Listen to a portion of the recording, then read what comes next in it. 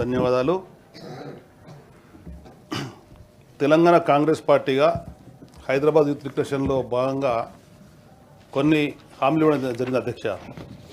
ఈ హామీలు ఇచ్చినటువంటి వాటిని చూసినటువంటి ఆ వర్గాలు ఈ పార్టీ అధికారం వచ్చినట్టయితే మాకు న్యాయం జరుగుతుందని చెప్పని వాళ్ళు భావించడం, దానికి అనుగుణంగా కొన్ని కార్యక్రమాలు జరిగినాయి. కానీ ప్రధానంగా అమరవీరుల ఉద్యమకారు సంబంధించినటువంటి వాళ్ళకు గుర్తింపు కార్డులు ఇస్తామని, నెల 25,000 రూపాయలు ఇస్తామనేటువంటిది, ఇంటి స్థలం అని చెప్పింది. ఈ మధ్యన మా జగిత్యాల పట్టణంకి వెళ్ళినప్పుడు అక్కడ ఉండే స్థానికంగా ఉండేటువంటి వాళ్ళ ఎఫ్ఐఆర్లను, వాళ్ళ జైళ్లలో గడిపిన జీవితాలను సంబంధించినటువంటి ఆధారాలు కూడా ఇవ్వడం జరిగింది అధ్యక్ష. కనుక రాష్ట్ర ప్రభుత్వం వెనువెంటనే మీరు ఇచ్చిన హామీకి అనుగుణంగా తెలంగాణ రాష్ట్రంలో ఉన్నటువంటి తెలంగాణ రాష్ట్ర సాధన కొరకు పనిచేసిన అమరవీరులకు ఉద్యమకారులకు మీరు ఇచ్చినటువంటి హామీని నిలబెట్టుకోవాలి, అది అమలు చేయాలని చెప్పని, దానికి అనుగుణంగా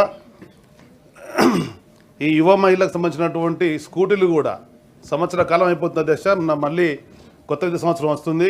మేము విద్యార్థి నాయకునిగా ఉన్నప్పుడు రాష్ట్ర ప్రభుత్వంకి నేను ఇస్తామని చెప్పంటే ఆశించి ఆ పార్టీగా ప్రభుత్వాలకు ఇంత దోహదపడే పరిస్థితి ఉంటుండే. కనుక ఆ స్కూటీలు అనేటివి అమ్మాయిలు ఇప్పటి వరకు ఎదురు చూస్తున్నారు. కనుక వచ్చే విద్యా సంవత్సరం కదా అని ఆ స్కూటీలు ఇవ్వాలని చెప్పని, దానికి అనుగుణంగా నిరుద్యోగ నిర్మూలనలో భాగంగా ఈరోజు ఉదయం వచ్చేసి ఇక్కడ ఉన్న తెలంగాణ ప్రైవేట్ ఉద్యోగుల సంఘం వాళ్ళు వచ్చి చేసిన విజ్ఞాపన అధ్యక్ష, ప్రైవేట్ రంగంలో ఏదైతే రాష్ట్ర ప్రభుత్వ పరంగా ప్రోత్సాహకాలు తీసుకొని సబ్సిడీలు తీసుకొని పరిశ్రమలలో 75% స్థానికులకే ఇస్తామనేటువంటి హామీ ఇవ్వడం జరిగింది. అది ఇతర రాష్ట్రాల్లో కూడా అమలు జరుగుతున్నది.